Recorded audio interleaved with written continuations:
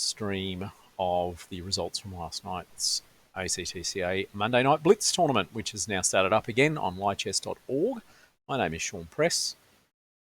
I run these events on behalf of the ACT Chess Association, and I do these streams normally the day after, and then load them up onto YouTube so you can watch them forever and ever and ever and ever. So last night, good turnout, 25 players, played with a very fast time limit of 3 minutes plus 2 seconds. The event was over 9 rounds. The event was won by Oladoyan Fasakan, who scored 6.5 out of 9, although he tied with Eugene Konovalov and Fred Litchfield, all on 6.5 out of 9. Oladoyan winning on countback. Interestingly enough, the 2.5 points that Oladoyan dropped were coming late, so he missed half a point in the first round, and then he had to be away in rounds, I think, 7 and 8, and missed those 2 rounds as well. So he actually scored 6 wins out of 6. That's not the game I'm featuring today. I'm featuring a game by Fred Litchfield against Matt Radicic. This is a very quick broadcast. I'm going to try and keep it in around about 10 minutes. This is a very quick game, and that's why I've chosen this game. So as I said, played with a time limit of 3 minutes plus 2 seconds. So D4 for Fred, C4. Fred plays a number of different openings. I'm just wondering whether he deliberately chose this in anticipation of Matt Rad playing the Albin counter gambit here. And there's lots of tricks in this opening for both sides, it turns out, based on the outcome of this game. We'll have a look at a few of them as we go. So we take on E5. I mean, if you're going to give up a pawn, may as well take it rather than hide from it. Recently, as in probably in the last 12 months, I've managed to lose this in a serious game of chess as white, by the way. So it is a tricky opening, and D4 is normally the move here. The first trick I'm going to look at is actually quite a well-known trick, but I'm going to run over it anyway. Pawn to E3 to challenge the centre. And the idea is if black takes on E3, white can swap queens. So bishop check, bishop D2, and then D takes E3 is the tricky move here. You can't take with the bishop because of the pin. You should take with the F pawn, because if you take here on B4, E takes F2 is the next trick. So king takes F2 just drops the queen to here because the queen's no longer defended by the king. Keep this trap in mind for later in the game. King E2 to avoid that, and you take on G1 here. And for this trap to work, one thing you need is a chess set with 3 knights. You promote to a knight because it's check. If you promoted to a queen, white could just capture the black queen first and then recapture. But the queen on G1, but with the knight on G1, it's a check.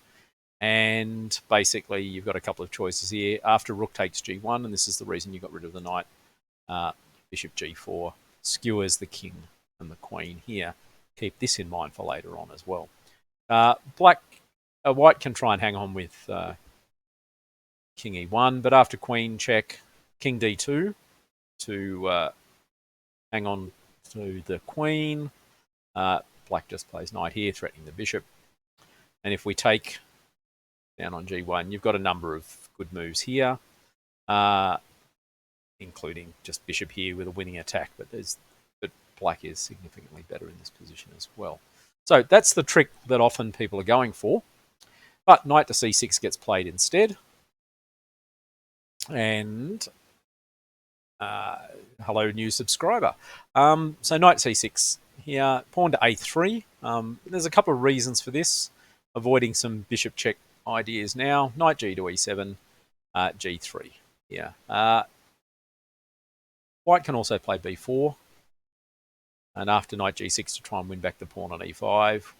Bishop B2 to hit the pawn on D4. Bishop G4 is normally a pinning move, but the pawn hasn't moved from E3, so white can just capture, and queen B3. And this position slightly favours white. So if you're looking for a line against the Albin counter gambit, this is not a bad line here for white. You're not looking for a massive advantage, but your position's okay. And of course, you're a pawn ahead, which is really good. So G3 instead. So the knight comes back to try and win. Bishop G2, and yes, captures here. Knight takes, knight takes. Bishop D5. Now, Bishop D5 isn't a great move. Castles is just sensible here in this position. And I'm just wondering, though, whether white had a trap in mind with Bishop D5. And because it's a dubious move, but yet the follow-up will look like White was playing for this sort of position. Maybe White had this trap cooked up all along. Pawn to c6 takes on d4. Okay, and the idea, of course, is if pawn takes here, we've got queen check here. And you're going to be up probably 2 pawns at the end of all this. So Black blundered with knight here, which we're going to see why it's a blunder in a second. But queen f6 actually was a very good move for Black. So if you get this position, your White's trying to trick you. Queen f6 is the right idea here, with the main threat of just playing knight to f3. As an example, if White castles, knight to f3 check just wins the queen, because you're attacking the king on g1 and you've discovered an attack on the queen on d4. So maybe if this was a trap that Fred had prepared, he may never get to play it again. So knight to g6, and now we get the same trick as we saw for Black earlier. Bishop takes f7. Okay, and if king takes f7, something's going to happen. I'll come back to that. But if king e7, which is what happened in the game, bishop g5, and we had the skewer here, and quite sensibly, Black resigned in this position. King f7 still leaves White with a better position, but not a massively winning position as in the other game, because after queen takes d8, Black has a counter trick, essentially, which is bishop to d4 check, b4 check. So we're attacking the king, and the rook on h8 is going to capture on d8. Okay, so the knight blocks, for example, or you could just take straight away, is one other way of doing it.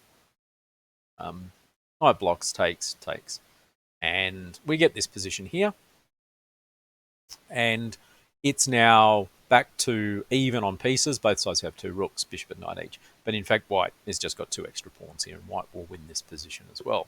So there we go. I think Black was playing for some tricks. White was playing for some tricks. White's tricks worked in this game. It was a blitz game, so sure, it's going to be lots of tricks all the way through as a way of winning the game. If you do want to go back over this game, just look for the tactics. I wouldn't hold this up as an example of strategic or, in fact, decent opening play, but nonetheless, a lot of discovered attacks going on here, and a lot of deflection sacrifices like bishop takes f7, where you're trying to draw the king away from protecting the queen. So that was played at last night's ACTCA Blitz event. We run these events once a week on Monday nights. At the same time, we're running rapid tournaments Tuesday nights from 7 o'clock. We're starting up a long time control event this Thursday as well, 1 round a week, 40 minutes plus 15 seconds a move. Previously it was 45, but Lichess doesn't allow me to set tournaments to start with 45 minutes. Most welcome to come and join if you are an ACT Chess Association player, which means you're based here in Canberra, in Australia, or you've got a strong connection to Canberra chess in that you've lived here previously and played lots of chess and you've just moved away for retirement purposes. But quick and run and done here, 10 minutes. This will be up on YouTube later as well. So my name's Sean Press. I organise these events on behalf of the ACT Chess Association, and I do these summaries the next day. So thanks for tuning in, and hopefully I'll be back tomorrow with another one.